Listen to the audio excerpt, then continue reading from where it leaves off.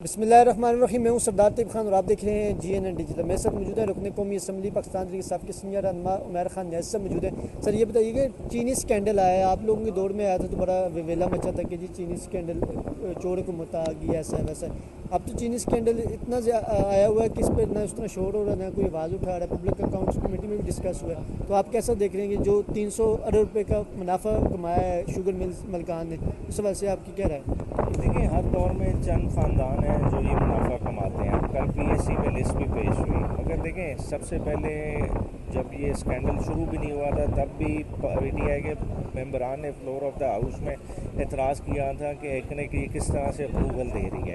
دیکھیں یہ تو کرپشن ہوئی ہے حکومت کی سربراہی میں، کوئی چینی اس طرح باہر ایکسپورٹ نہیں ہوئی۔ چینی ایکسپورٹ کرنے کے لیے آپ نے ان کو باقاعدہ GST معاف کیا ہے، آپ نے ودہولڈنگ ٹیکس میں ریبیٹ دی ہے، کسٹم ڈیوٹیاں چھوڑی ہیں، تب یہ چینی باہر گئی ہے، اور اس میں 350 ارب روپے کا خالص منافع ان جو ہے نا کارٹل نے کمایا ہے۔ پھر اس کے بعد اب آپ ان کی دوبارہ سے منشا پوری کرنے کے لیے انہیں دوبارہ وہی چینی دوبارہ اس ملک میں لانے دے رہے ہیں، تو یہ عوام کے ساتھ کھیل ہو رہا ہے، ایسی عوام کے ساتھ کھیل ہو رہا ہے جس کی آلریڈی پسلی ہی نہیں رہی۔ صرف ایک سال میں 1.5 کروڑ پاکستانی سطح غربت سے نیچے گئے ہیں۔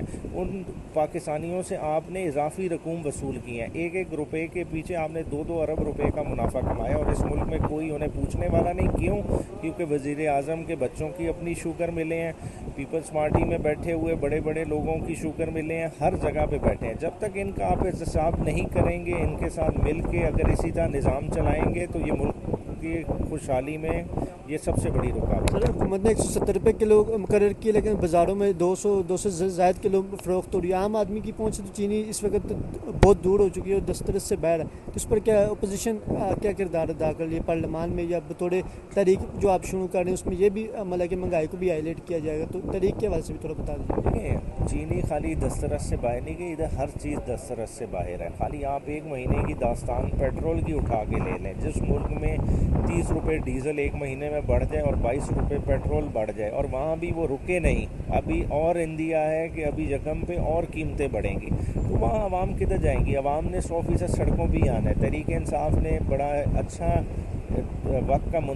انتخاب کیا ہے۔ اب اس وقت پہ جو آپ جس طرح اشارہ کر رہے ہیں، کسانوں کے ساتھ، عوام کے ساتھ، ہر طبقے کے ساتھ انگیجمنٹ بنانے کی ضرورت ہے، اور انشاءاللہ تعالیٰ آپ دیکھیں گے کہ لوگوں کی محرومیاں اور ان کی کوششیں اب جو ہے نا رنگ لائیں گی، اور اس ملک میں حقیقی آزادی کی طرف یہ ملک جائے گا۔ کل صحافی نے عمران خان صاحب سے سوال کیا تھا کہ کیا آپ کے بیٹے تحریک کو لیڈ کریں گے، انہوں نے کہا باپ ہی کافی ہے، کہ وہ آئیں گے مطلب ملنے گے لیکن تحریک کا وہ حصہ نہیں بنیں گے۔ لیکن میڈیا میں یا چند چینلز میں یہ بھی خبریں چلی گئیں کہ خان صاحب نے روک دیا اور اس کو بڑا ہائی لائٹ کر کے چلایا گیا، تو سر ان خبروں کے پیچھے کون ہے، کون چاہتا ہے کہ خان صاحب سے ریلیٹڈ اس طرح خبریں چلائی جائیں؟ دیکھیں اصل ایشو سے تو ہمیشہ ڈائیورژن کریٹ کرنے کی کوشش کی جاتی ہے۔ جب بھی کوئی تحریک کا عمل پیک کرنے لگتا ہے تو آپ خود دیتے ہیں، مفاہمت کی باتیں شروع ہو جاتی ہیں، ڈیلز کی باتیں آنے لگ جاتی ہیں، خبریں چل جاتی ہیں کہ نتھیا گلی کا ریسٹ ہاؤس صاف ہونا شروع ہو گیا، تو یہ ٹائم ٹو ٹائم خبریں پھیلائی جاتی ہیں، مگر مقصد ان کا خالی یہ ہے کہ اصل کاز سے آپ کو ڈائیورٹ کریں۔ مگر اب جیسا خان صاحب کے بیٹوں کے متعلق ایک خبر پھیلائی گئی تو اس کا بڑا خوبصورت جواب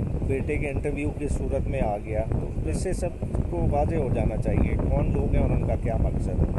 کل 31 تاریخ ہے اور کل آپ لوگوں نے لائے عمل دینا ہے طریقہ تحفظ عین پاکستان کے پلیٹ فارم سے، تو طریقہ تحفظ عین پاکستان کیا صرف خیبر پختونخوا کی حد تک پروٹیسٹ ہوں گے، یا پنجاب میں اور سندھ میں اور بلوچستان میں اور ہر جگہ یہ احتجاج وسیع پیمانے میں پھیلے گا؟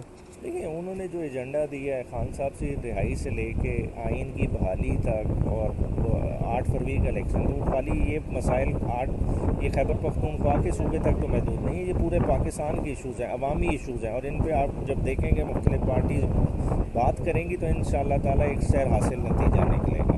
بہت شکریہ، تھینک یو سو مچ۔